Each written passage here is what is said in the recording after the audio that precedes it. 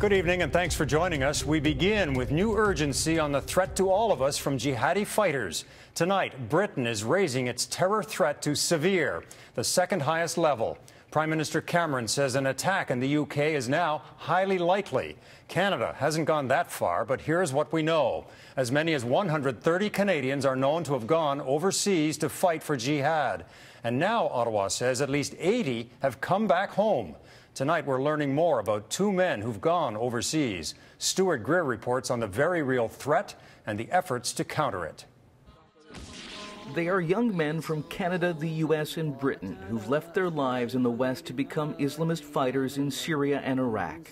Britain is now so concerned that these battle-hardened jihadis will return home to unleash violence that it has raised its terror alert to severe, the second highest level, warning an attack is highly likely. And the UK plans to introduce new anti-terror laws. What we're facing in Iraq now with ISIL is a greater and deeper threat to our security than we have known before. We are in the middle of a generational struggle against a poisonous and extremist ideology that I believe we'll be fighting for years and probably decades. Security across London is visibly higher, with more armed police watching over potential terrorist targets like train stations. While there is no specific threat, the UK government believes militants are planning to launch an attack on a Western country. Some of those plots are likely to involve foreign fighters. This is a message to Canada and all the American Tawaghi. Along with the hundreds of Brits, dozens of Canadians have traveled to Syria and Iraq to fight for the Islamic State. The latest to join the militant ranks are two brothers from Calgary, Gregory and Colin Gordon. Colin, known as Abu Ibrahim Kennedy on Twitter, praises the murder video of American journalist James Foley, calling it the perfection of terrorism.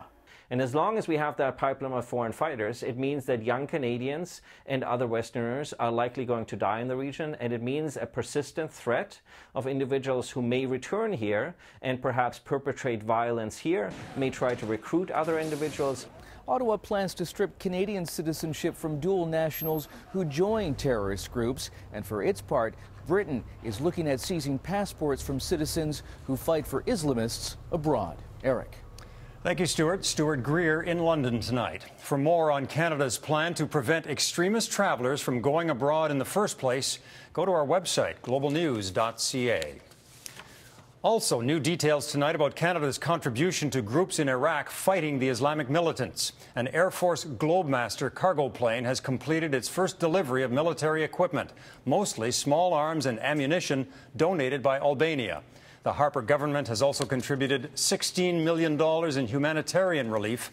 Ottawa says more than 1 million Iraqis have been displaced by the fighting.